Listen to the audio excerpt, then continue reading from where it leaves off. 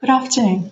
On behalf of Engineers Australia, I'm delighted to welcome you all to our Thought Leaders series, Enabling Project Success within Dynamic Risk Environments. My name is Amanda and I'll be your host for today. Firstly, in keeping with our custom, Engineers Australia acknowledges the traditional custodians of the country throughout Australia and recognises their continuing connection to land, waters and community. We pay our respects to them and their cultures and to elders past, present and emerging. Before we get started, I'd like to acknowledge that today's webinar is being hosted with Engineers Australia's industry partner, Oracle Construction and Engineering. Asset owners and project leaders rely on Oracle Construction and Engineering software for the visibility and control, connected supply chain and data security needed to drive performance, mitigate risk across their processes, projects and the organisation. The customers feel confident in their digital transformations with modern cloud solutions that grow and scale with them at every step of the journey. The software enables efficiency, collaboration and change control for the teams that plan, build and operate critical assets. Today, we will hear from two speakers, followed by a live audience Q&A. And as always, I encourage you to send questions through to our speakers via the chat box. I'd now like to welcome our first speaker, Pedram Daneshmand. As a Director of KPMG in Project Risk Consulting, Pedram leads and inspires teams for setting a benchmark for delivery of integrated project controls and project risk management, providing clients with transparent and practical risk engineering solutions. With a successful record of executive positions with high-profile companies and as an Industry Innovation Award winner, Pedram has contributed to a number of major projects across Australia and overseas. He has been the New South Wales President of Risk Engineering Society since 2013 and the key author of the second edition of Contingency Guideline, published by Risk Engineering Society in February 2019. Please welcome Pedram Daneshmand. Hi everyone and welcome. Welcome to our webinar today from wherever you're joining us in Australia or globally these days. So the topic of today that I would like to share with you is related to some sort of systemic application of the risk assessment and risk management, especially in developing and delivering major infrastructure projects. So the topic that I would like to discuss and hopefully will generate some Q&A at the end for us is that when we are dealing with the major projects and infrastructure, usually there are a number of comments that is related to the proper risk allocation. And I would like to highlight some of those areas of concern associated with the risk allocation. Are we talking about the broken risk allocation? Or are we talking about the insufficient risk assessment? Do we assess the risk properly and sufficiently when we are dealing with the major projects? And the last but not the least is that the risk assurance that we have in place, is that functional? Or we are having some dysfunctional issues associated with the risk assurance, right? So looking forward to that discussion. Just a quick introduction from myself. My background, Pedram Daneshmand. I'm currently one of the directors at KPMG Australia, and I'm part of the infrastructure assets and places. My background, civil engineer. I started my experience working with the tier 1 contractors, and within a number of roles as part of the project controls, project management office, planning, scheduling, and anything between, from a quantity surveying. And over the last 15 years, I specifically spent good time from a risk and project management office. In other words, helping the major projects to be developed, especially from a business case perspective and during the delivery phase. I'm also a gateway reviewer with the government, and as a result, I do have a lot of opportunities that I can see the projects that they are not going according to the plan. And I'm happy to share some of those experiences with you today. I think I have a couple of case studies that hopefully will generate some questions and discussions and hopefully some debates. Last but not the least, I'm also the president of Risk Engineering Society, which is one of the technical societies under Engineers Australia.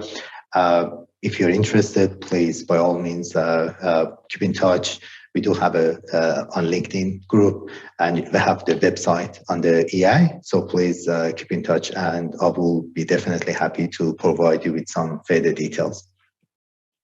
With further ado, let's get into the discussion. So I think some of the names, and potentially a lot of you on the call, they know maybe all of the names that you see on the screen, or some of the projects that you see, and some of you might know all of them. What they do have in common is that they do not exist today. And when you look at them, it's actually their organizations or contractors that they collapsed over the last 10, 20 years. And this is not just a problem in Australia. I was just trying to highlight some of the global projects that they went quite in a wrong direction. And the topic for today is that, is there any way that we can identify, at least from a risk perspective, is there any method, is there any approach, is there any thinking that might be able to help us making sure that some of those challenges that we do see across the engineering and construction might be minimized or reduced as much as we can. At the same time, when it comes to delivering major projects from a government perspective, one of the key objectives for us is that making sure that the public money is being spent on right projects for the right scope at the right time. And to give you an example, when you look at in Australia, for example, when you look at the transport projects from 2001 to 2016, based on some of the actual data that are available, it looks like we have spent $28 billion more than what we had in the estimate, right? And it's a lot of debate and discussion in terms of what are the key causes of the delay. Is that the additional scope that it was initially, the length of the bridge was this much, then increased by 50%.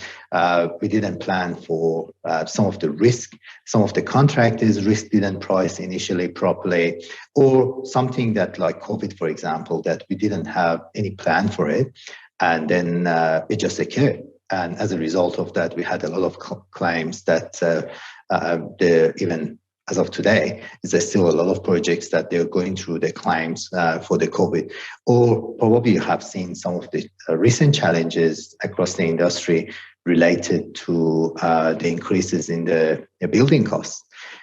We do see in some of our projects, not even outside the building, and some of the key equipments that we need to bring them from overseas, we do see at the moment a delay, sometimes up to 2 years delay in equipment. And that sort of risk is the huge risk or a huge issue at the moment for some of our major projects. So what I was trying to highlight is that look at some of the data, that this is one of the latest one that I took from ABS and housing.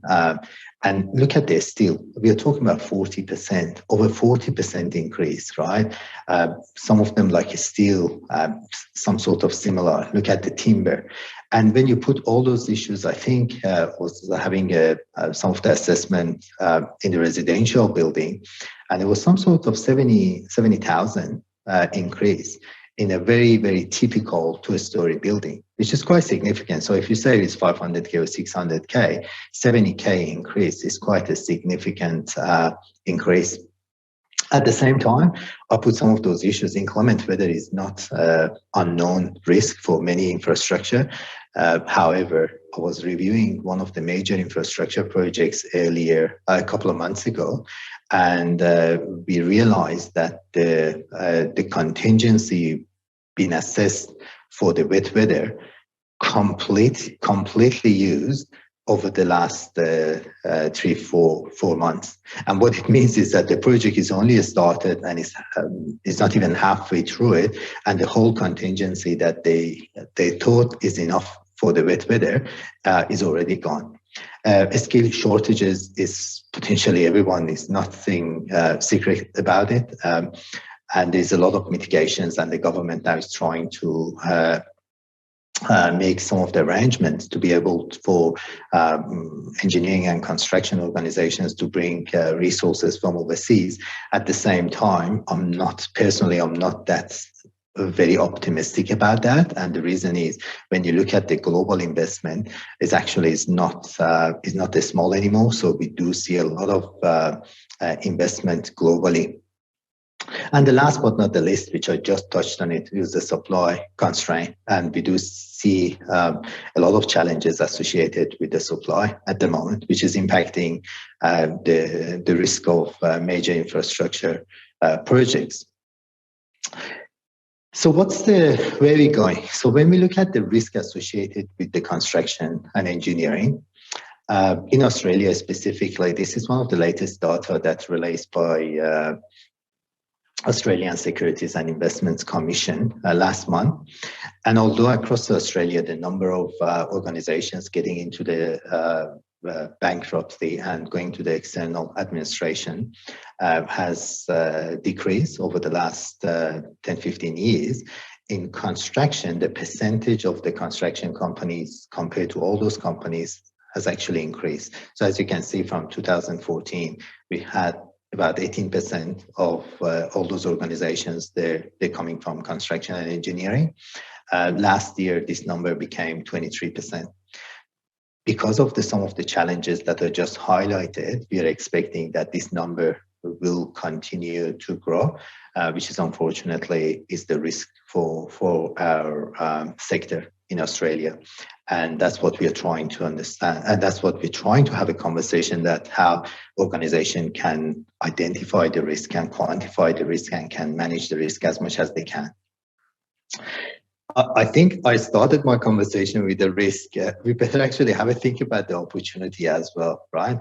The biggest opportunity for us for the engineering and construction sector, it's driven by obviously transport and defense.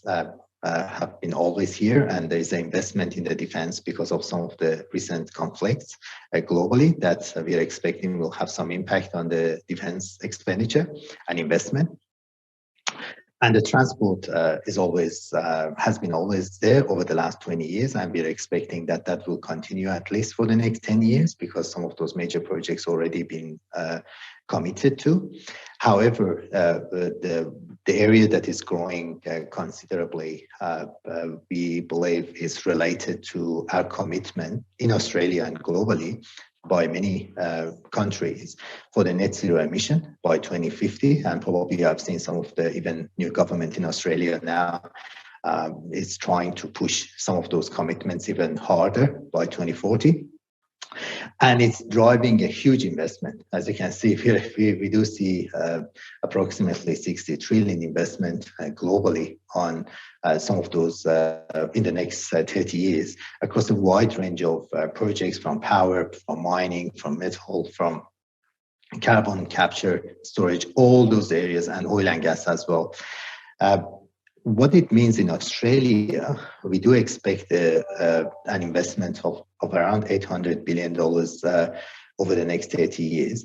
For us, it's a lot of, it looks like the opportunities for us in Australia is more on the renewable when it comes to the onshore, offshore wind. We are expecting that the offshore wind eventually is getting momentum, and hopefully a couple of those projects that they have been in the pipeline, hopefully we will see them to get into the delivery phase, solar farm, transmission line, and so on and so on.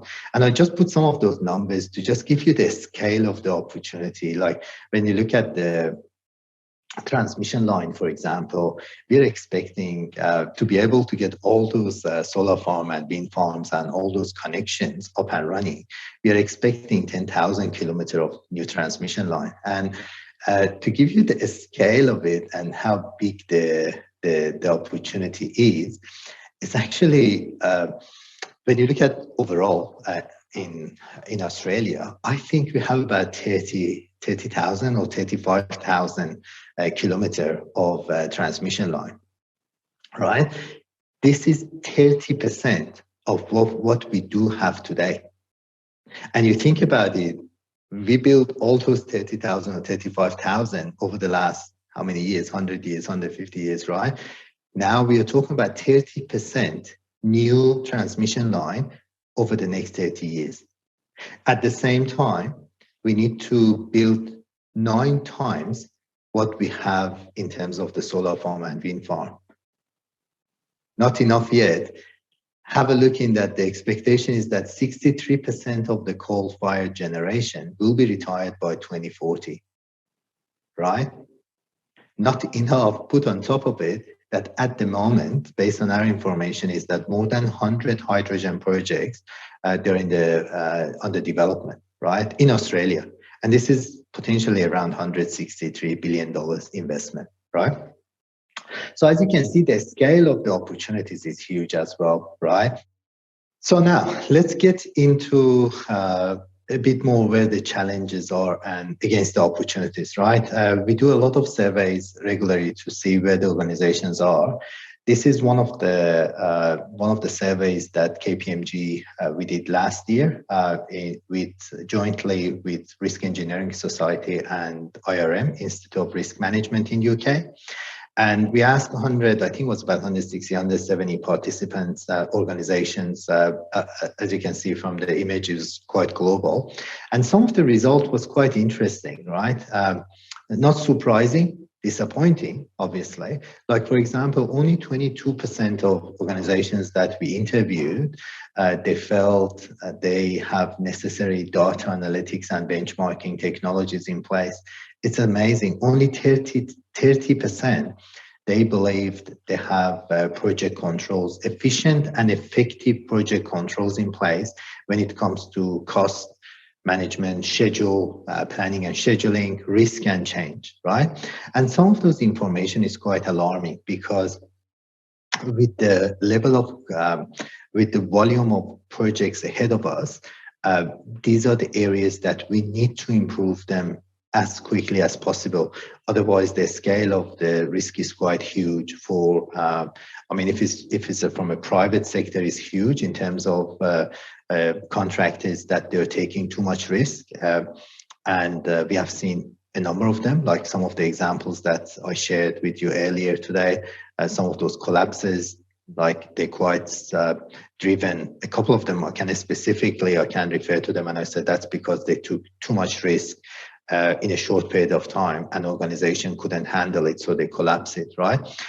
That's from a contractor side. From a government side is that are we able to finish these projects within the budget? And you have seen most recently the news on the number of public projects in Australia, like Primavera Light Rail was on the news last week, Sydney Metro was on the, Melbourne Metro was on the news, and you name it. It's just, there are too many examples that we do see challenges being faced by both government and the private sector.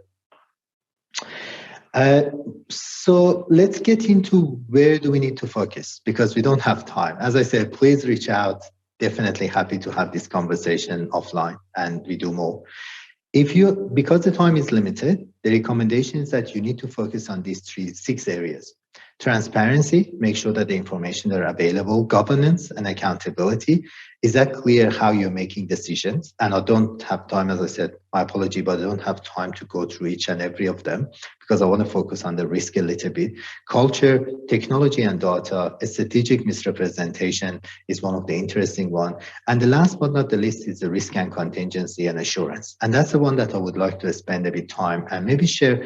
I would like to share a couple of case studies that you will see what actually means a proper and a proactive risk assessment.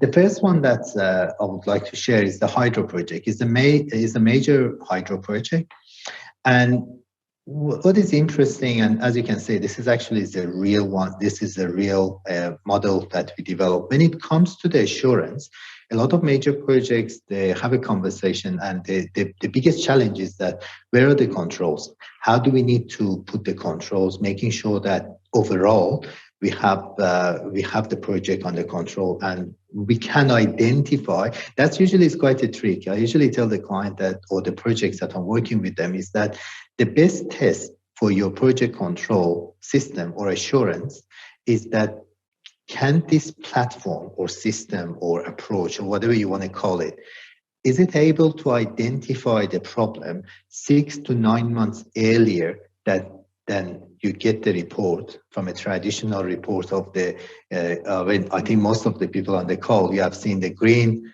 amber, red, which is a very traditional way of project controls. That doesn't work. The reason is, and I have seen many of them, I'm sure you have seen it as well.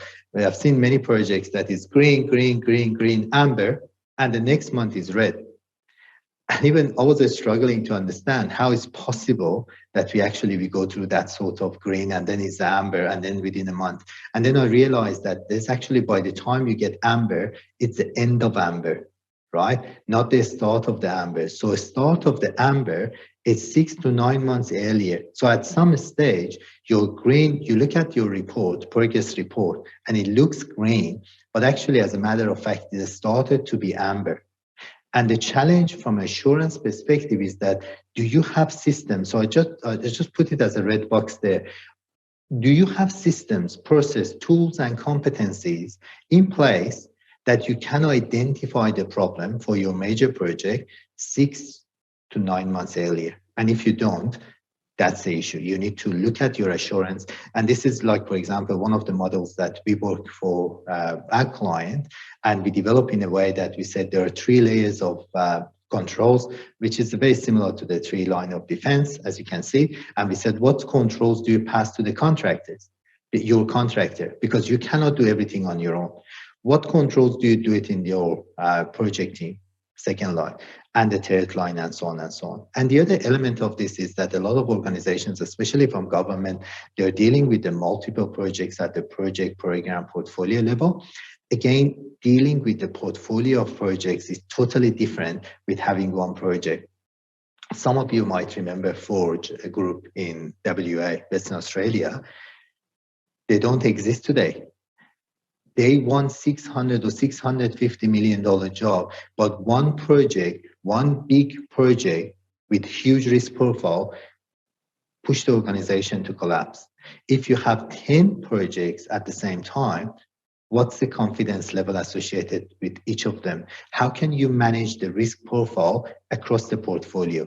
So these are some of the conversations that the assurance, a risk-based assurance program, should be able to answer that. The second case study is just cautious of time that we have. The second case study that I would like to share with you is related to one of the recent assessments that we did for a major wind farm. And part of the assessment was that how long does it take? So it was about $550 million wind farm, 60 WTGs. We went through it, and I said, how long does it take? So we developed from a constructability perspective, we went through developing a logic, have a look in the supply chain constraint, have a look in the construction, have a look in some of the risks that might facing this program. Like I think one of the issues, one of them, for example, was the wind. And when you think about the wind, and I said, what's the risk of the wind for a wind farm? And then we said, oh, it's actually using the crane. But how many? I mean, if for example, you're in New South Wales in Australia, you cannot operate your crane, regardless of how powerful, how strong the crane is, if the wind is more than 50 kilometers per hour, for example, within that sort of range, right? And then you can make assumption that, okay, I don't want to go even that high. I just want to go 35. I want to go 40 kilometers. Whatever those assumptions are, then we had a conversation, and I said, what about the rain? What about if you're getting some extreme wet weather that might even damage the access road? What actually means? What about the flooding? So it's a lot of those conversations that, in addition to the constructability. How many cranes? Does it make sense to have 2 cranes? Because if you use 1 crane, what's the cost associated with it? What's the risk associated with it? And it's a lot of those conversations that we had, and it's really the risk-based approach to planning and scheduling. And I'm not going through all the details, but when you think about the schedule risk analysis, I was trying to just in this slide just give you what are the key elements of the schedule risk assessment. One of the areas that when I review a lot of those projects from a government perspective or from contractors is that the schedule, actually the program is not risk ready. The logic hasn't been tested for the risk. So it's not just about you grab a program and I said, okay, now let's push it to another software and then press the button and then get the risk model up and running. No, actually you need to understand, sometimes you need to change the logic within the schedule, not changing in a way that it will change the delivery strategy, but making sure that when you put the risk on top of it, the schedule will behave in a way that you would like the schedule to behave, or you expect the schedule to behave or react. Some of the areas like historical data, some of the benchmarking data, be quite significantly time consuming, but at the end of the day, if you don't do it, then you're taking the risk that you just, the model will generate a result, but actually doesn't mean that much. And we have seen many of those models. At the end of the day, like any other model, it's really the quality of the model depends on the information that it goes. I personally found the examples that people sit together and discuss it and challenge assumptions. That process is as valuable as the model. It might be the cost risk modeling or schedule risk modeling. I personally found the process leading and going through all those assumptions and challenging the even sometimes the biases. It might be optimism bias or being pessimistic. Going through that process, I found it quite valuable. And I think the rest is just, quite interesting for this project. We also consider some of the new technologies, like the couple of images that are put on a screen. We said there's a new technologies coming for some of those hollow towers from timber rather than steel and concrete, right? So these are we didn't model them, by the way, but we said these are the new technologies. Based on the current supply constraint, is there an opportunity that we might change the methodology completely to be able to deliver the project on time and within the budget? And as you can see, the discussion about the crane, constructability, access, what are the key drivers, the tornado chart, some of the results from a schedule risk assessment, and then going through this process again and again and again. And then we discussed potentially 3-4 times because these are all assumptions. As I said, what I strongly recommend is that don't look at the risk modeling as a result, as an outcome. The risk management, at least the way I say it, is that it's a process. The more you can spend time going through your assumptions, validate them, challenge them, improve them, we never get it 100% right. We never get it 100% right. But if you can assess the top 20 to 30, that's the maximum you can do. But these are the big rocks for your project. Have you able to identify them? Have you able to assess them properly? As I said, for example, for rain is a good example. You can get the BOM data from rain, add them together and divide them by the number of years. That's the average. Is that sufficient? Maybe not, because if you're doing excavation, for example, in North New South Wales, and you get 40 mil rain in a day, you may not be able to do work today that you got rain. You may not be able to do work tomorrow and day after, because in some areas in New South Wales, it will take 3 days. So there is a consequential factor of 3 days that it will need time to be able before you get to the site. So these are some of the conversations that you need to have with your team. I think on that basis, that was the content that I wanted to share with you for the purpose of today. And my apology again, it was a bit rushed going through it, but the time is limited. Definitely looking forward to some of the questions and discussions that we will have. At the same time, I'm open for to discuss any of those information or even more offline. So please, good to be with you today, and I hope you found it useful and informative. Thank you. Thank you, Patran, for your presentation. And now I'd like to welcome our second speaker, Dave Hamill. Dave works as a product manager for Oracle Primavera Cloud Risk within Oracle's construction and engineering team. This entails setting the roadmap for risk and working with customers to understand their challenges. Dave is based in the UK, but has a global role and across all industry, tending to be focused on asset-intensive industries.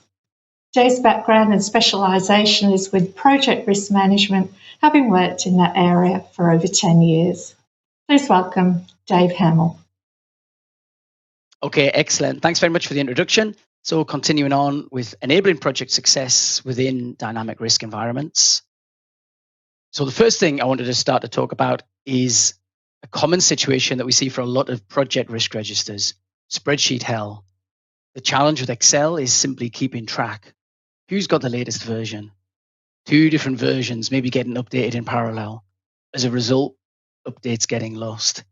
I'm sure we've all seen this type of situation where you end up with file names that include not just the project name, but then the date, and then maybe the revision, and then maybe there's already a revision, so a version, then someone's initials tagged on the end as well.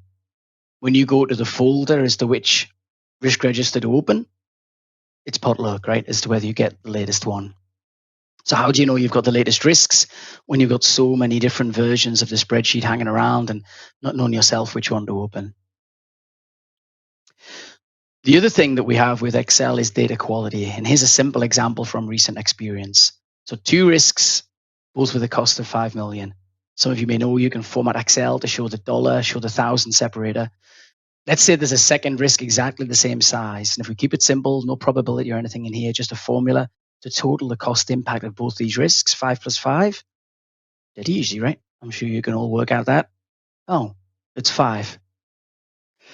Issue here is that the first risk is a number and is formatted with the dollar, etc. The second was typed in. We typed in a dollar, typed in a comma. To the naked eye, you know, they look identical, but Excel doesn't highlight any error. The second number is text and therefore is simply skipped from the formula. The issue that we had in this particular case certainly cost to the tune of about 70 million, which is roughly a third of the risk on that particular project. And as you've seen, very, very easy to do.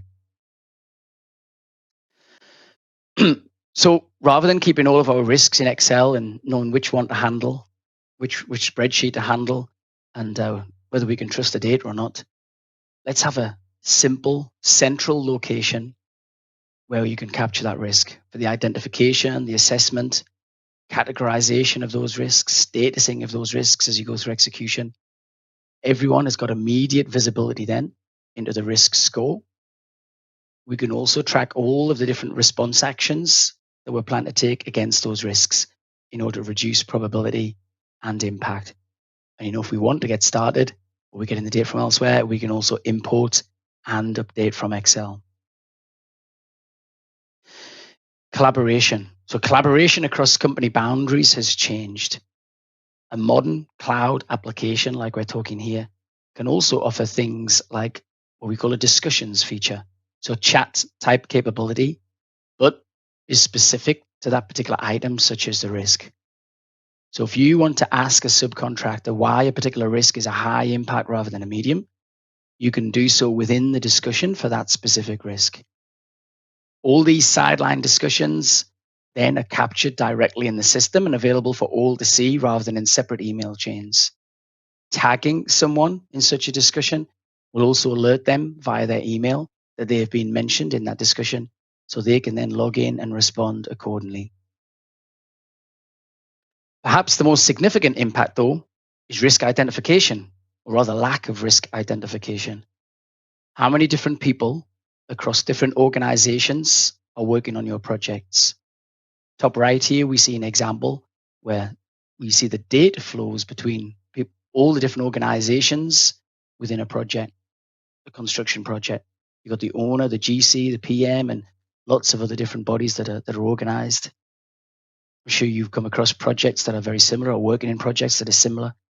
How many of those people can easily access and give input to the risk register? How often do you think that maybe risks are not captured for this simple reason? So team members will often at some point have considered a particular risk, but it is simply not captured and therefore not managed effectively. Having a single enterprise solution that all can access vastly improves the chances of risks not being missed. An area that we're also seeing a lot more changes in risk strategy recently is with use of data. And here we talk to that point, and in particular, the capture of actual impacts. Too often, risk management is focused on only the initial stages of a project. The risk management process should run all through the project lifecycle, including project execution, the capture of emerging risks, use of contingency for impacting risks, updating the status of those risks to reflect the current position, including those that can no longer impact past that point in the project. Here on this screen, we can see changes in risk status, plus details of the actual cost and schedule impact, as well as the impacted date. We can see both what we assessed the impact of the risk to be in terms of schedule and cost impact, i.e. what we thought the impact would be, plus what it then turned out to actually be. This information or data can be hugely beneficial in guiding future projects as part of an effective risk management strategy. Having collected all this data on actual impacts of risks, it can be very useful to see this data in dashboards. This can include views that look across all projects in a workspace. For example, here we can see which risk IDs are having the biggest impact. Drilling on the chart top right for impacted risks, we can see one particular risk, 4.07 in this case, that has occurred on 3 different projects and the size each time. Key data to have at hand while estimating the potential impact of this risk on future projects. If you're working on a project now and someone is estimating, I think this risk is going to hit me for 50 to 100,000, much better if you can immediately have access and see what was the size of that impact on 3 recent projects and make your assessment based on that instead.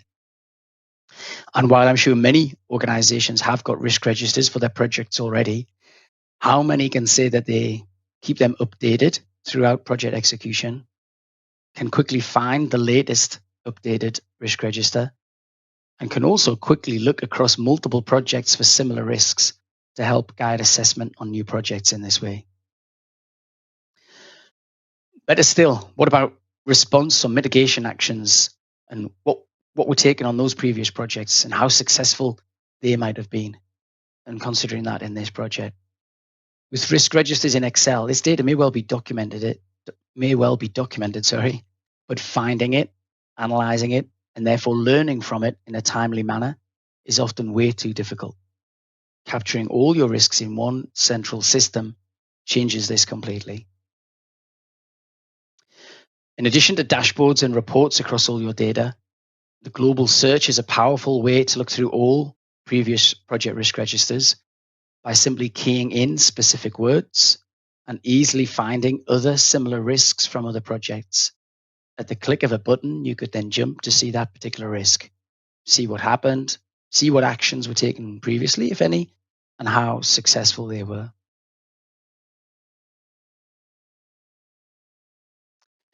So we already talked a little about the risk life cycle. An effective risk management strategy should encompass all pieces of the process.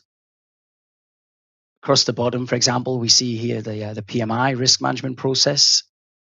And often risk software have been focused on one area, maybe that quantitative risk analysis step. You have a software specifically for that, but it might then struggle to provide help in the other areas. Maybe a way to provide an effective place to capture all your response actions and therefore manage the risk on your projects by knowing when those response actions need to be carried out, by who. So Oracle Primavera Cloud Risk that we're talking here can cover the full risk lifecycle.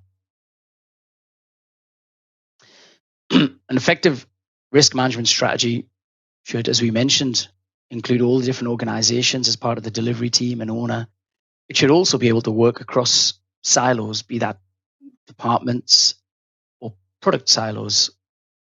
So the situation that we often see in a lot of companies running their projects is 3 different groups of people doing 3 different pieces of work in 3 different tools. Planners or schedulers who are focused on time, a lot of the time working in Primavera P6, maybe Microsoft Project. Cost estimators focused on cost, working maybe in Excel, maybe in specialist estimating tools.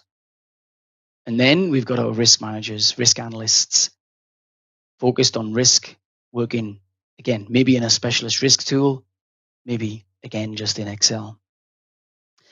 With all 3 groups of people here working in silos, different tools, different departments, maybe not often speaking to each other, it becomes very difficult to then answer just a very simple question from a management or executive perspective. So while the project manager might receive all 3 key pieces of information, it's got the schedule, got the cost estimate, got the risk register, but you get asked a simple question: what's the chances of this project still finishing on time? It becomes very difficult to give a sensible answer. You can say, well, I've got my plan here in P6 and I know when it's going to finish. And I've got my risk register. It's got 30 risks on and 10 of them are red. It doesn't really answer the question around chances of still finishing on time. So instead, we can bring those 3 pieces of information all together into the one place. And when asked that question, we can give a much better response. Chance of finishing on time? Currently 75%. But we've also got a proposed mitigation plan that will get us to 95% if you're willing to approve these actions. This is the aim of the quantitative risk analysis step, and is something that we can also do here within the same solution. Here we see the typical distribution results representing the range of finish dates during the schedule risk analysis. I'm sure this is similar, familiar to those who already know risk analysis, that is. And I don't intend to go into the details of schedule risk analysis here, as that in itself is a huge topic, but wanted to highlight one key difference here to most, if not all, other schedule risk analysis applications. Again, because of the nature of the cloud solution, anyone with access can view the risk analysis outputs. You do not need to have ran the risk analysis yourself. You don't need to create a report if you're the person running it and capture screenshots to share the findings. Anyone with access to the project can simply navigate straight to that project, go to the risk app, risk analysis page, and see the results. This means you can have schedulers going to the schedule app and doing the work they're focused on. Anyone in the project team, as discussed already, contributing towards that risk register. Then risk manager, typically, maybe a project manager, or which other supporting rules or functions get involved in your quantitative risk analysis, who then, smaller number of people typically running the schedule risk analysis, but usually many more people being consumers of that schedule risk analysis output. So this could also be working across organizational boundaries. General contractor may be running the risk analysis, while the owner simply visits this page to review the risk analysis outputs. Of course, we give everyone the ability to do this, to share this information, but we also have the necessary controls in terms of both access, which particular projects you can see, and permissions, which when you're within those projects, what can you do? Can you edit, view only, etc. within those projects once you're in them? Again, similar output that risk analysis practitioners will be familiar with. Here showing how risks are contributing to the project finish date and hence where to prioritize your attention. So 2 risks that stand out certainly well above others. Those should definitely be the ones that have got risk response actions in place that are being managed effectively. But like we just mentioned, all available simply as another tab within the same cloud application that anyone with the right access can view. One question that often arises then we're talking like this about schedule risk analysis is, what about my existing schedule? Maybe it sits in Primavera P6 already. So one of the things that we have with the solution we're talking here, Oracle Primavera Cloud Risk, is bi-directional integration out of the box with Primavera P6, including dedicated risk output fields within P6 as well now, in order to capture the pessimistic start and finish dates that are derived by Oracle Primavera Cloud. So in terms of what that might look like, here's the typical data flow for that risk use case, our schedule risk use case. On the left, we've got Primavera P6. That's where you create and maintain your schedule. On the right-hand side then, we've got Oracle Primavera Cloud. So you would just pull the schedule from P6.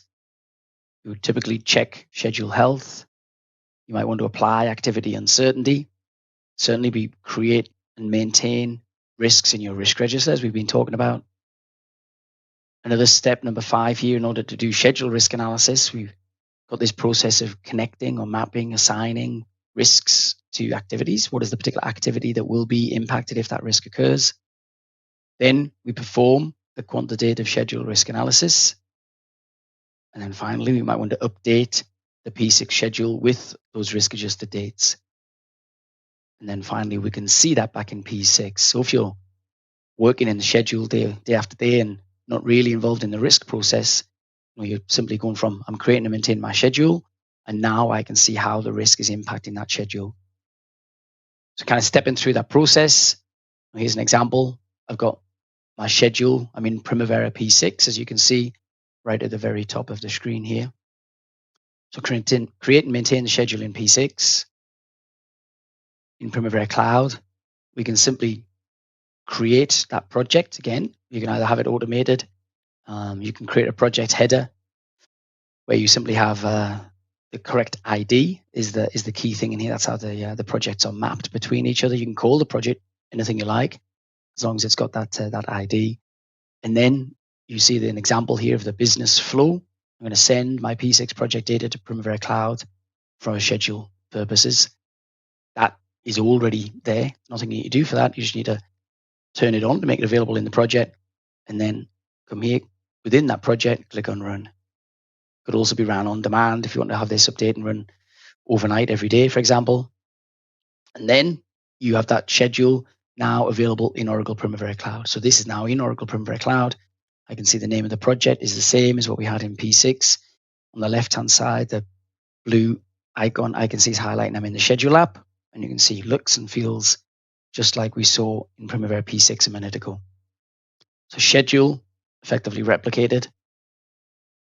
I can check that schedule, same as we would often do in a quantitative risk analysis process. Up at the very top of the screen, I can see just underneath the little icon of myself, the logged in user.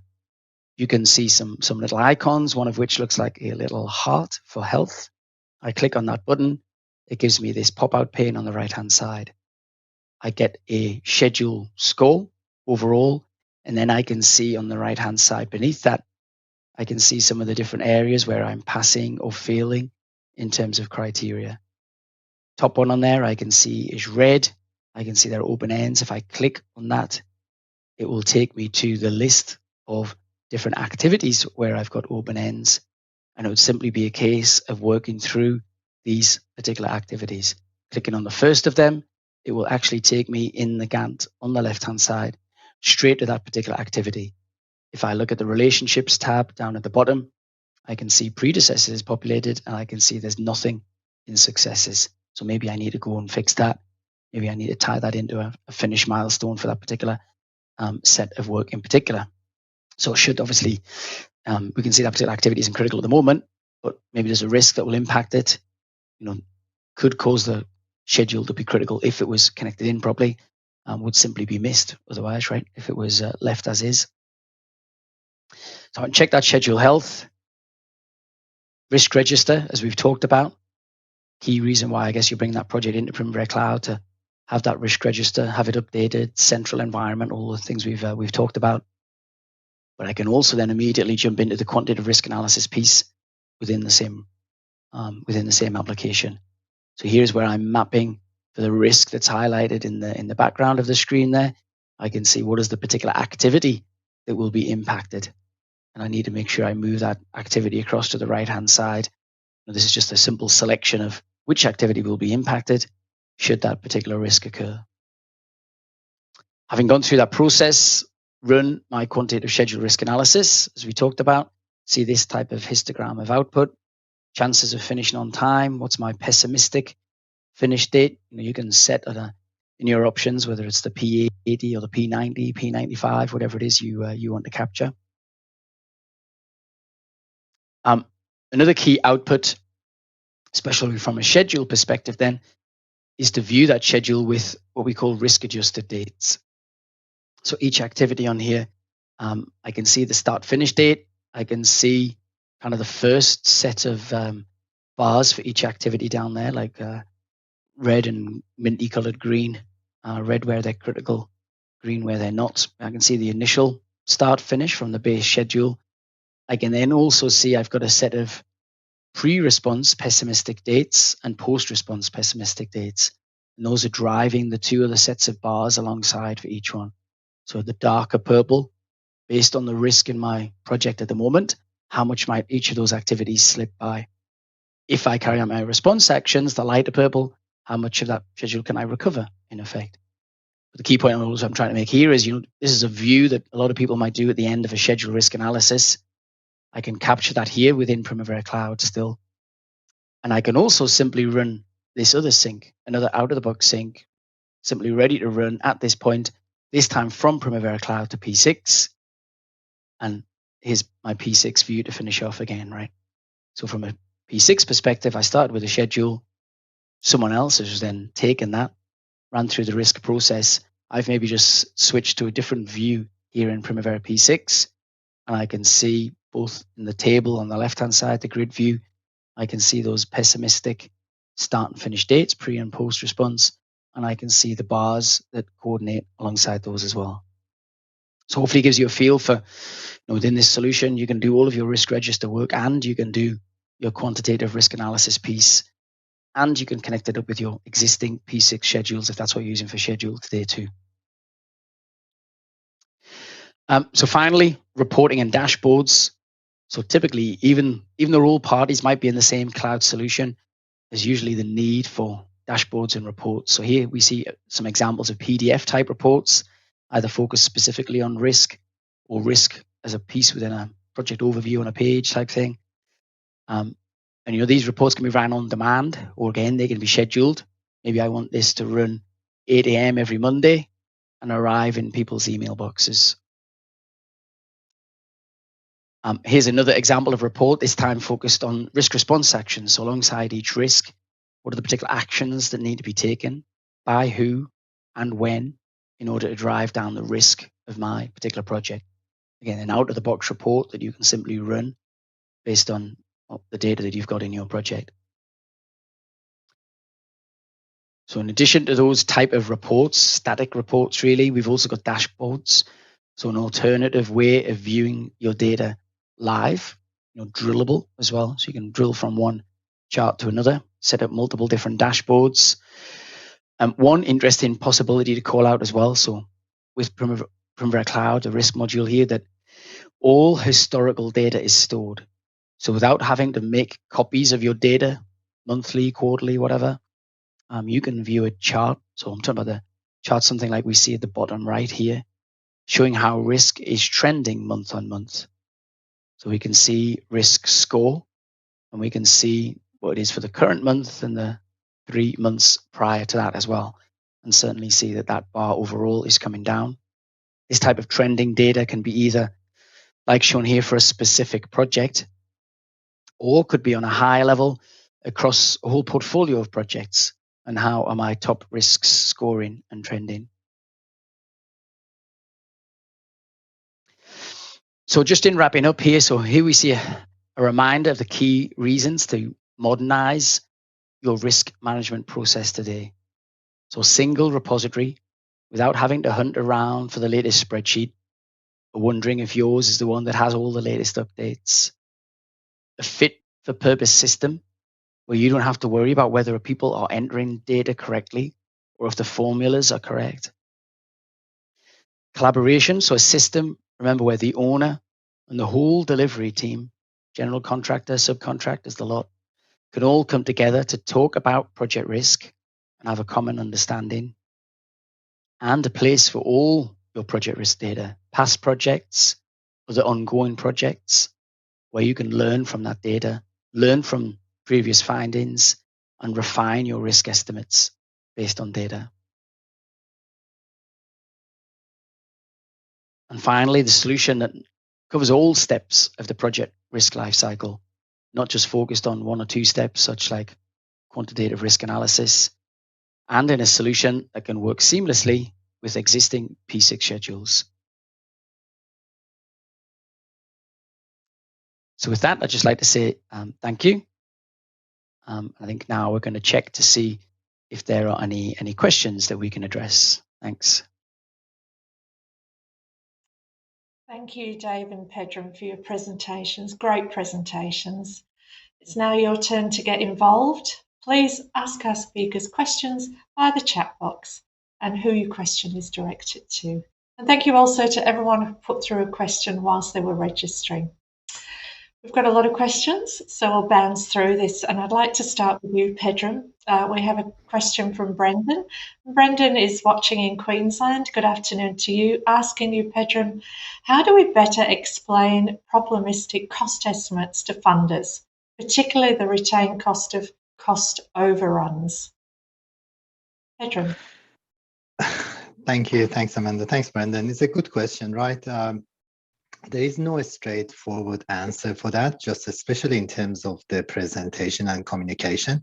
What I suggest is that generally try to, especially if it's a government agencies that you're trying to communicate the risk or any quantification of risk from both schedule perspective and time perspective, make sure that you're following a robust process. I mean, process is as important as the number, especially if you're considering to go through some of those assurance reviews like gateway reviews.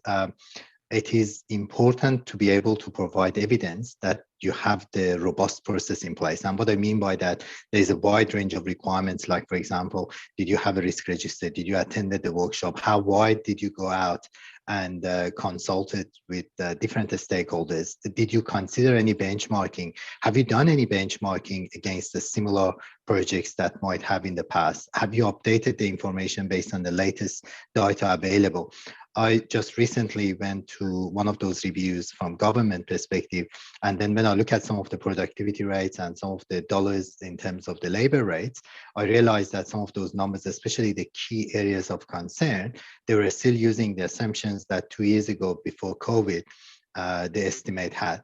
And none of those assumptions been updated for the time now, right? So these are the areas that, did you consider the time, long lead items? Did you consider that the risk associated with the delivery program have been properly considered? So to answer your question, making sure that you're following a process, one of the good documents that I can suggest as a starting point is the risk contingency, is a contingency guideline, which is a national guideline developed by Risk Engineering Society and Engineers Australia. Please reach out if you don't have a copy of that. And it's quite a wide range. Agencies have internal documents as well. Try to understand the requirements, trying to understand the process, and then the result is the result, and then you need to validate that. But in terms of the presentation, my suggestion is that you need to be able to present not only the number, but also the process that you went through it from across the cost perspective, time perspective, and risk identification from a qualitative perspective, as well as the quantitative. Thank you for that, Pedram. And just bringing you in, Dave, we've had a question that's come in from Paul, and Paul is watching in New South Wales, asking you, Dave, how would a statistical analysis help in evaluating the risks of a project? Thanks, Dave. Yeah, thanks, Amanda. So I think a risk analysis, so for example, as we touched on, using Monte Carlo simulation of a schedule, a cost-loaded schedule really, is the best way to understand the size and the importance of risks from a project perspective. So without this, you really only have, as mentioned, an arbitrary score, which can be useful for the relative importance of risks, but not in terms of their absolute impact on project cost, finish date. So I think this sizing from a project objective perspective is often what helps people to really understand that the risks are real to their particular project, right? Not just some sort of box ticking exercise. I think from that perspective, I think that's really how statistical analysis can help with the importance and sizing of risks on their project. Thanks, Dave. Thank you for that.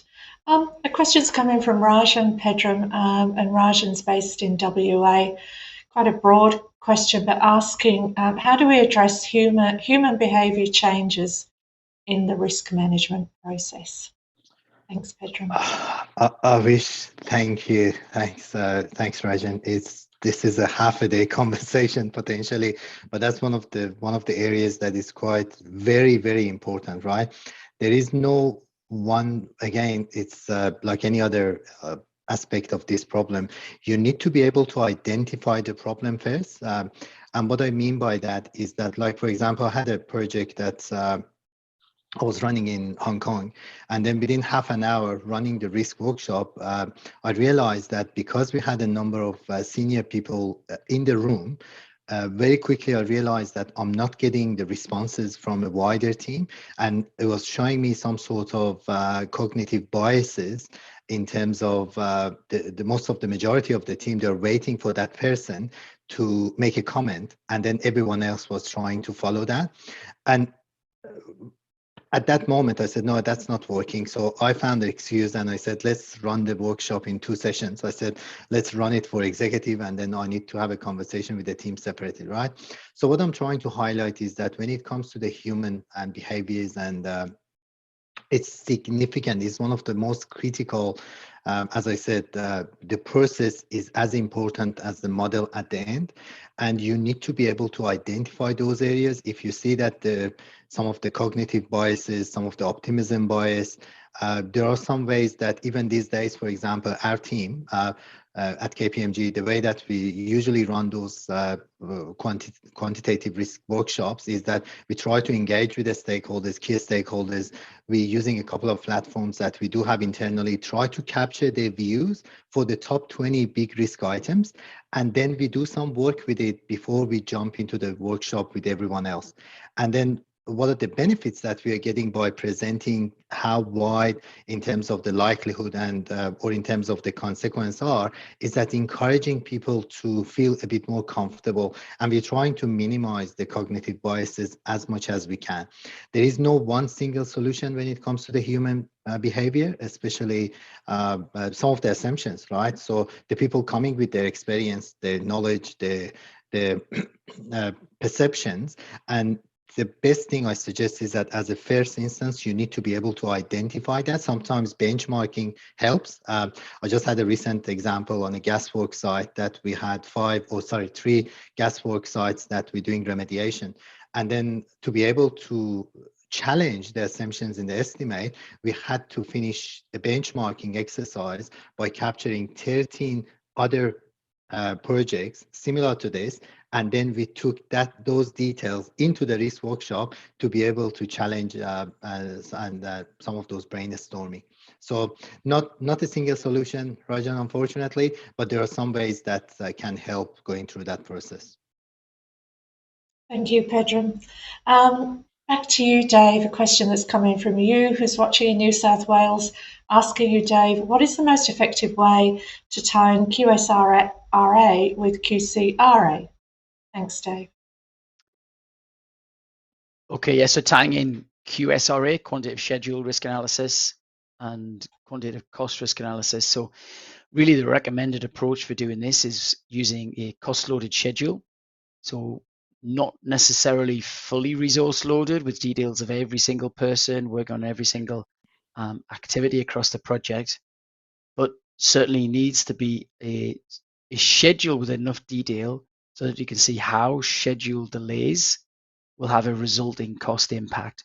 So putting some sort of resource, maybe on a summary schedule, maybe on level of effort activities that maybe span across a number of different activities, so that you can see if a particular activity, let's say, doubles in duration from 10 to 20 days, you can see that the labor associated with that activity will also double, right?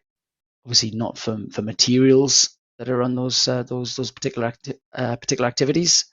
They wouldn't be related to the time that it takes, but by doing that type of cost loading of a schedule, it ensures that your schedule and your cost outputs from a quantitative risk analysis are coherent with one another. Thanks, Dave. I might, And moving on. Yeah. Amanda, I might add into that as well, if it's okay. Absolutely. I think that's a very good question. Thanks, Dave. What I can add to what Dave highlighted is that sometimes identifying and understanding the cost element in terms of what's the time dependent and what's the time independent, going through the cost estimate, going through different packages, identify those areas that you need to link them from the time. It will make the process much easier rather than just trying to do everything, because we appreciate that practically sometimes you don't have the aligned cost breakdown structure and work breakdown structure, and you may not be able to allocate the dollars quickly and easily into the schedule. There are some steps that you can do. As I said, if you can identify the cost items that they are not time dependent and you can just allocate them as an expense, it will make things much easier and faster. And the other element that if you decided to do it that way, just be mindful of some of the dependencies between the assumptions, especially from a cost, because if you allocate the dollars into the schedule, then the correlation, some of those items is important. To give you an example, for example, a couple of examples, right? It is quite common when we develop the cost estimate that for some of the indirect costs or prelim costs, we put a percentage of another item, like the design is 8% of direct construction, for example, construction costs, right? These are the elements that it's a time dependent, but at the same time is related to the costs of the construction as well. And it's getting a bit tricky. You need to make sure that you identify, again, not everything, but what are the top 20 items that it will drive your time and cost. And you need to make sure that by allocating the dollars into the schedule, you will cover them. Thank you. Thank you, Pedro. And just staying with you for now, we've had a really interesting question from Mark in Queensland asking, Pedro, how scalable are the risk solutions you propose? In particular, is there a minimum project size below which the solution is overkill? Pedro. Perfect. Thank you. Very good question. I think actually the answer is not really the size of the project. I turn the question into a question from you. Is that are you comfortable? And that's usually I actually challenge when we are going through the cost estimate and risk modeling for our projects. I usually challenge my team and my clients that are you comfortable with the numbers and the dollars and the risk that we have? And if the answer is yes, it's actually you don't need to do anything else, and that's quite a very tricky, because you can spend hours and hours and hours and days, and you get that much value, and you shouldn't do that. So the recommendation is that try to turn it into, have you identified, regardless of the size of the project, because the size is one matter, right? The risk associated with the project is another issue, right? Another element is that the risk associated with the portfolio. You might have, one of the examples that I put earlier was REIT, and I don't know how many of you have heard about them. REIT Construction, REIT Group was doing a very simple program. If you remember, and unfortunately I was part of one of the packages from a government, but it's a building education revolution. So it was years ago that the government was trying to spend money. So it was upgrading schools. So each project by itself was nothing, right? It was very simple, putting a shelter, repairing, painting, putting an air con. that sort of projects we are talking about. The challenge that cause collapse of the organization, a contractor, tier one contractor, wasn't the size of each project, was 200 of them, and the risk profile associated with all of them. What's the delivery strategy across all of them, right? So what I suggest is that challenge, just before I forget, I usually have two questions. Are you confident? And I ask this question quite often. If the answer is yes, don't worry about doing anything more in terms of the risk assessment or doing benchmarking or anything. If you're not confident, then you need to do something, and do something. It's start from a very top level. Start from, can I do some benchmarking? It's very simple. Go a step one down and so on until you get to the point that how much risk do you want to take? And you'll be able to answer. If you're able to answer that question, that's absolutely fine. Give you an example. We don't have that much time, but we had a major project in road project. And one of the risks that we had was the rain and the soft soil treatment. And let me just spend a few minutes on the rain. When we assessed the rain initially, the team said, that's easy. We have the station close to the site. We have the rain data for 100 years. Let's go there. We grab it. We do the quick calculation, and the average rain days was about 56 days. The next question we ask ourselves as a team, we said, are we confident enough? And within few minutes conversation, we said, as a team, we said, no, we are not confident, because 56, it's the average that we're using. But actually, the worst case scenario in that part of New South Wales was 172. And from a contractor's perspective, that difference was about $35 million gap. And the answer was, no, we are not comfortable. We are not confident that it actually is enough. It took us another 2 weeks to engage with a couple of our subcontractors. We engaged with a couple of universities. We said, actually, what actually means? And then there's a lot of assessment that is said. I think I highlighted that if you get 40 mil rain, for example, in that part of the state, you will lose 3 days. So it's a consequential day that you need to consider. So we had to take few more steps for the same project that we were not comfortable. And then we got to the point that they said how much risk we are comfortable to take. So I think the challenge, I usually suggest challenge yourself for two questions. Are we, or are you confident with the number or duration or risk? And if not, you need to do few steps, start from top until you can answer the question that how much risk you want to take. Thanks, Pedram. And Dave, we've got a question that's come in from Vladimir, who's watching in the US, asking, did you include risk mitigation in the analysis? Thanks, Dave. Yep, that's a great question. I guess I'm not sure if this question is referring to including risk mitigation in the risk analysis or maybe in the sizing of the contingency. So two slightly different things, but I'll try to answer in a way that covers both. So risk mitigation is really an attempt to reduce the probability or impact of a risk.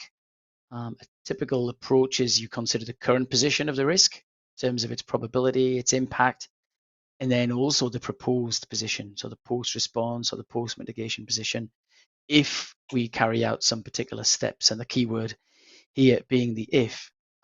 So we typically might run a pre-response and then post-response version of the risk analysis and use this to really help in a decision-making perspective, whether or not we should carry out particular mitigation actions. So in that step, then absolutely yes, we are including risk mitigation in the analysis.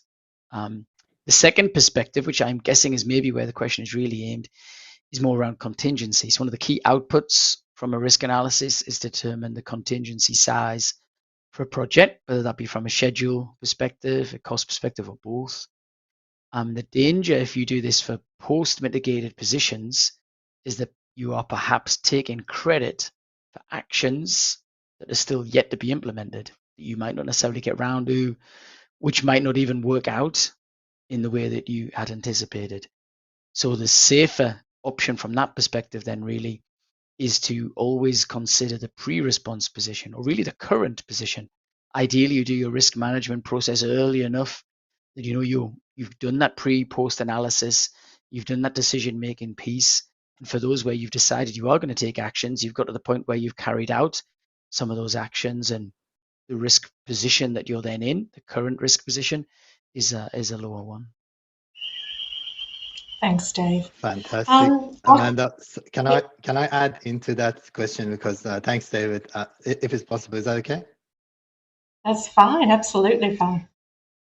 Thank you, Dave. Thank you. And great question. I think the only thing I can add into, as Dave highlighted, is actually it's better to do that. Just be mindful that if you're working with the government agencies, there is a little trick there from a contingency perspective, because what we usually recommend is that from a government perspective in Australia, if the project is more than $25 million inclusive of the contingency, there are some requirements that you need to do the probabilistic cost estimation, right?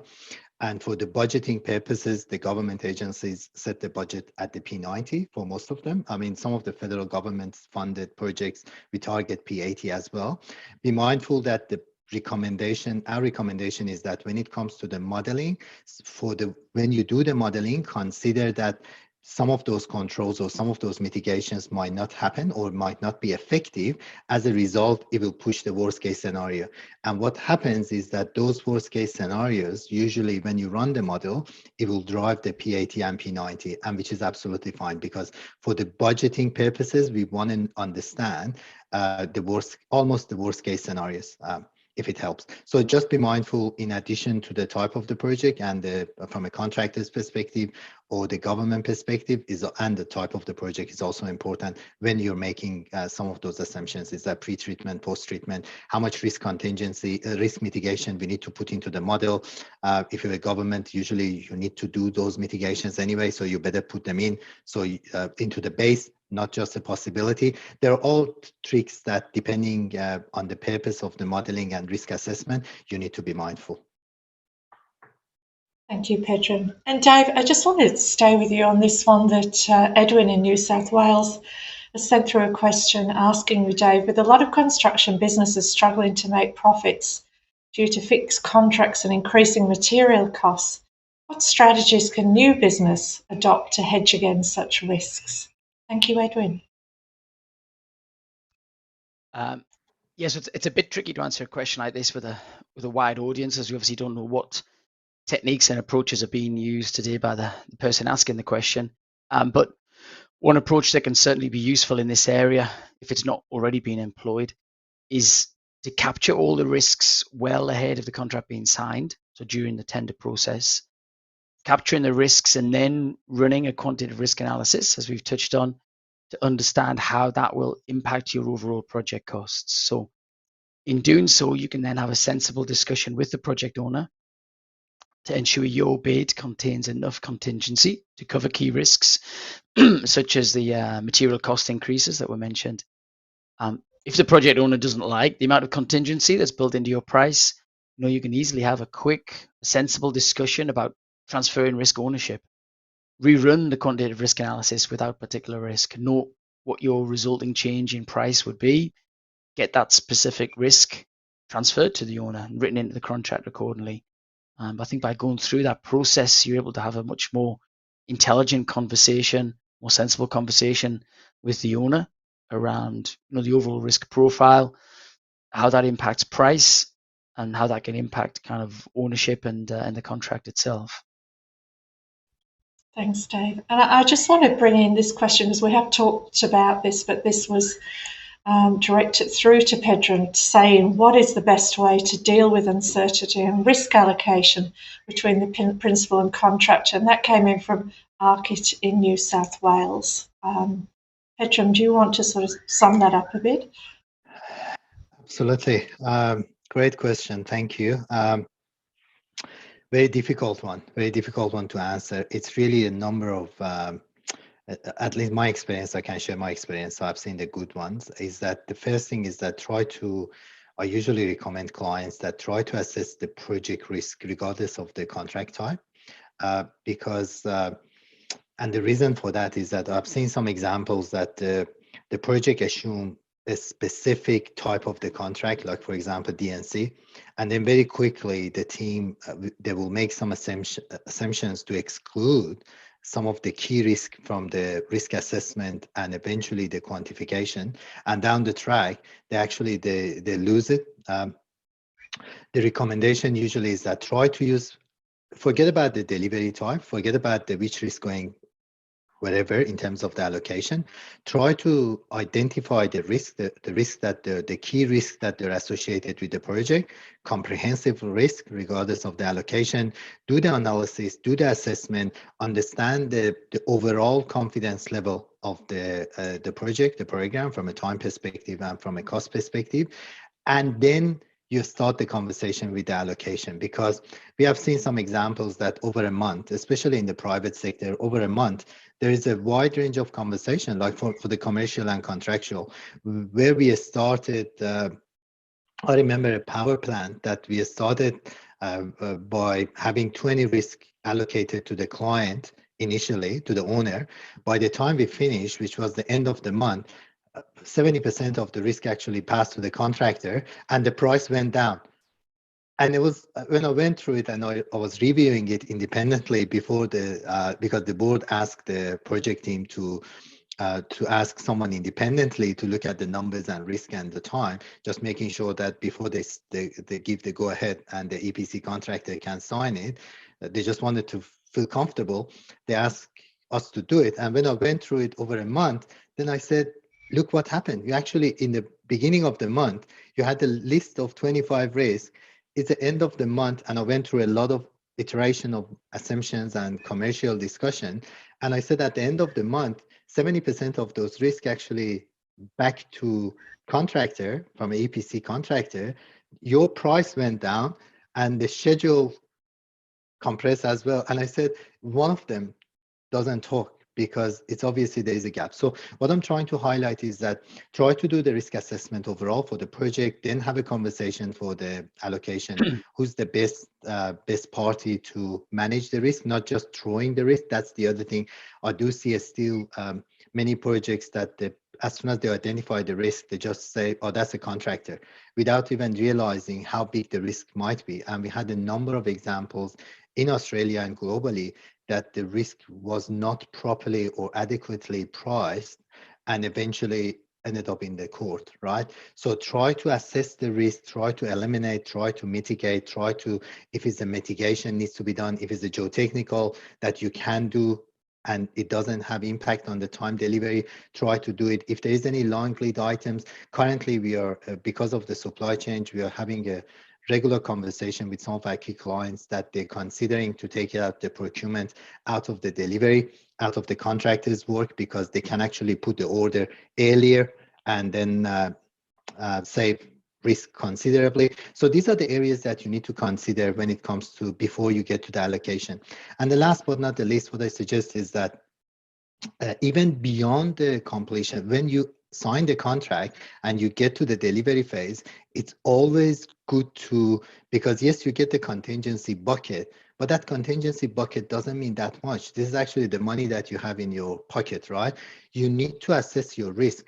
I had a major project review that I went through it in the delivery phase, and then I look at the some of the geotechnical report, and I realized that there was a $500-600 million shared risk that for geotechnical, which was not considered in the model. So just be mindful that this process of risk assessment and risk quantification is important at the earliest stage when you want to win the job or you want to put the business case together. But our recommendation is that on a quarterly basis, you need to assess the risk, quantify the risk, and then measure the difference of how much money and time you need for your confidence level. For example, if you're going for 70% confidence level, and how much money and time do you have in your pocket? And if the difference is more than 20% generally, there is a concern. And that's what I said earlier. Unless you have such an assessment regularly, you may not be able to identify the problem 6 to 9 months earlier. And that's the confidence level. Thanks, Petra, and thank you for that great answer. Great questions coming from David to you, Dave, asking, it's very powerful to be able to look across similar projects for their risk experience. How do you enable that while also protecting commercial confidentiality of the external parties in those projects? Dave. Yeah, agreed. It's a very good question. Certainly one area that we would like to do more, pardon me, within Oracle Construction Engineering is use things like artificial intelligence, machine learning across past project data. So I think this could be even more powerful if we were able to look across all projects in the industry. So imagine having a database where you could look across not just your own projects, but all infrastructure projects, for example, and see the lessons learned from that. So this is an area that we are exploring, but absolutely has data challenges in terms of commercial confidentiality. So within Oracle Primavera Cloud that we've been talking about, certainly we have access and permissions that are based on each user and the organization they represent. So access being, can you actually see that data? Permissions then being, when you're in the application, can you only view it? Can you edit it, etc.? But that access in particular is the thing that ensures that commercial confidentiality is respected.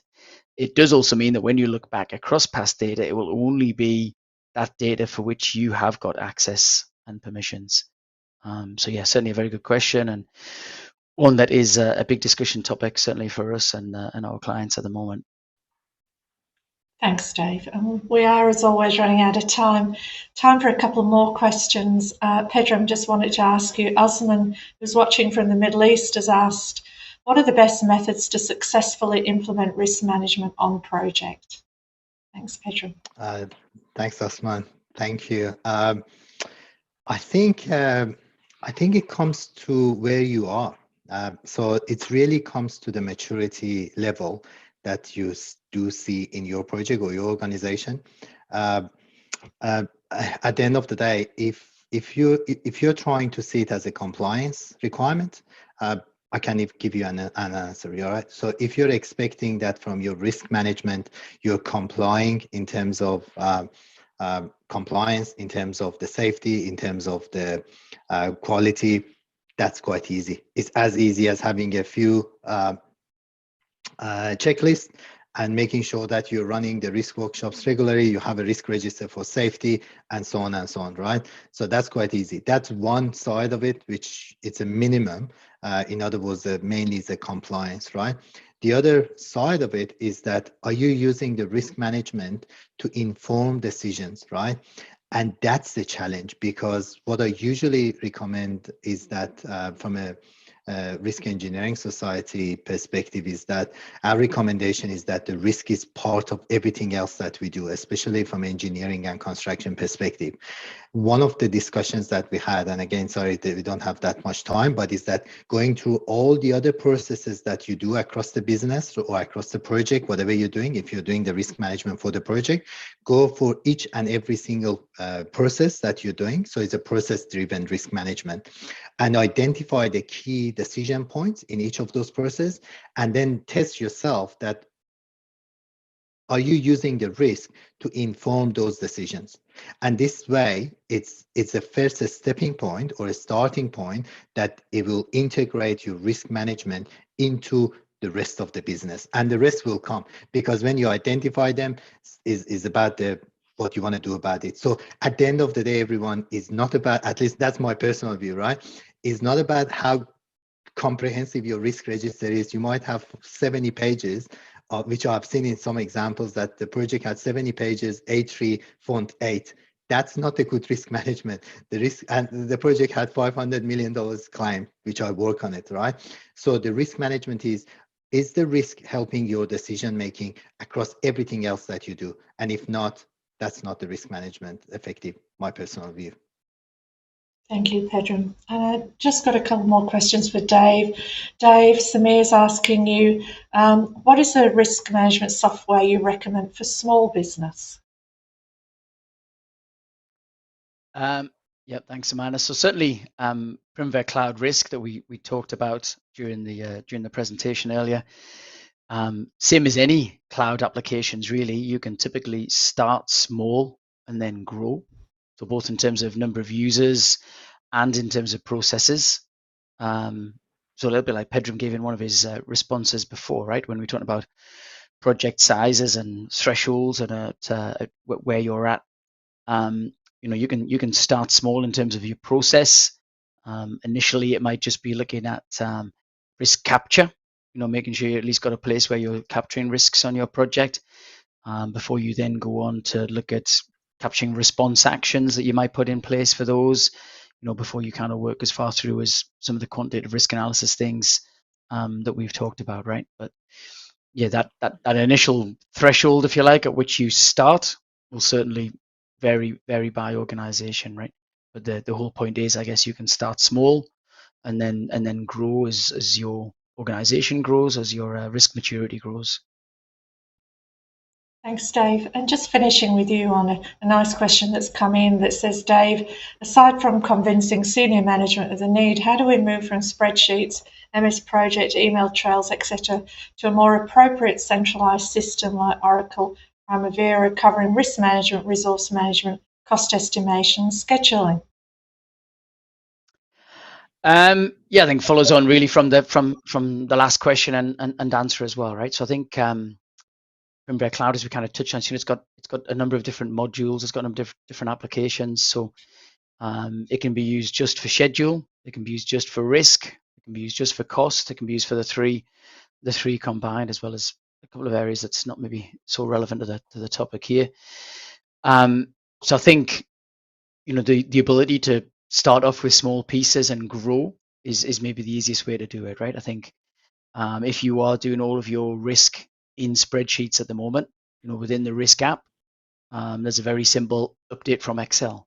So that is probably the easiest way to initially get started. You create your project, go to the risk app, you download an import template, you take your risks that you've got in Excel today, put them into that template, and you import. And within a matter of minutes, you can have your risks that were in Excel, at least all in a central system that anyone logging in can get access to and see. And I think just by taking that initial step and everyone knowing where that latest information is, I think is the first one, right? And I think once you take that step, you'll see that other steps are not so much of a challenge neither, right? Thank you, Dave. Thank you. As always, it's all we have time for today. Thank you to our speakers. And I'd also like to thank Engineers Australia's industry partner, Oracle Construction and Engineering, for their support. Please take a couple of minutes to complete a short feedback form linked in the description box. Thank you again for joining us, and we hope to see you at our next Thought Leaders event. Thank you and good afternoon.